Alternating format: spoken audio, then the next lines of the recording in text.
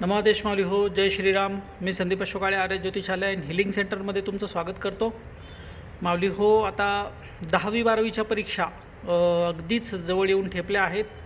1-2 महिन्यामध्ये 10वी-12वीच्या परीक्षा सुरू होणार आहेत. तत्पूर्वी बऱ्याच आपल्याला रिक्वेस्ट आल्या आहे की माऊली, मुलांचं अभ्यासात लक्ष लागत नाही, अभ्यासाचं टेन्शन घेतात, डिप्रेशनमध्ये जातात. आणि अजूनही अशा रिक्वेस्ट आहे की लहान मुलांच्या पॅरेंटच्या काही रिक्वेस्ट आहे की मुलं अभ्यासात अजिबात लक्ष देत नाही, खेळायला मागतात, चिडचिड करतात अभ्यास करायला लावल्यावर. तर त्यांच्यासाठी काही उपाय आहे का? तर माऊली हो, गणपती बाप्पाचंच एक उपासना आहे. ती उपासना मी तुम्हाला दाखवतो. मंत्र पहिले दाखवतो.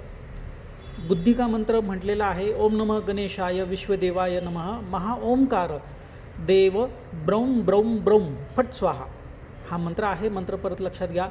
ओम नमः गणेशाय विश्वदेवाय नमः. महाओंकार देव ब्रौम ब्रौम ब्रौम फट स्वाहा. ओम नमः गणेशाय विश्वदेवाय नमः. महाओंकार देव ब्रौम ब्रौम ब्रौम फट स्वाहा.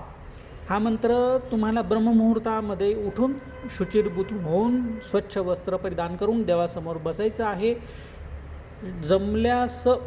जमल्यास नाही, या विधानाचा तो विधीच आहे. याच्यामध्ये स्पष्ट म्हटलेलं आहे की गायीच्या तुपाचा दिवा लावा, त्याच्या दिव्याच्या ज्योतीकडे एकटक बघत हा वरील मंत्र जो आहे 108 वेळा प्रतिदिन म्हणायचा आहे. आणि ही उपासना किमान 21 दिवस करायची आहे.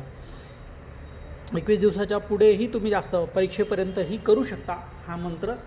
याच्याने नक्कीच तुम्हाला बुद्धी स्थिर होणं, बुद्धी विकास होणं, अभ्यासात लक्ष लागणं, जे तुमचं मन विचलित होतं सारखं ते होणार नाही. मन स्थिर होईल, अभ्यासात लक्ष लागेल आणि नक्कीच गणपती बाप्पाच्या कृपेने तुम्हाला अपेक्षित निकालसुद्धा प्राप्त होईल परीक्षेच्या बाबतीत. तर अशी ही गणपती बाप्पाची उपासना आहे. करून बघा, अनुभव आम्हाला नक्की कळवा. भेटूया नवीन विषयासह नवीन व्हिडिओमध्ये. तोपर्यंत नमादेश. जय श्रीराम. गणपती बाप्पा मोरया.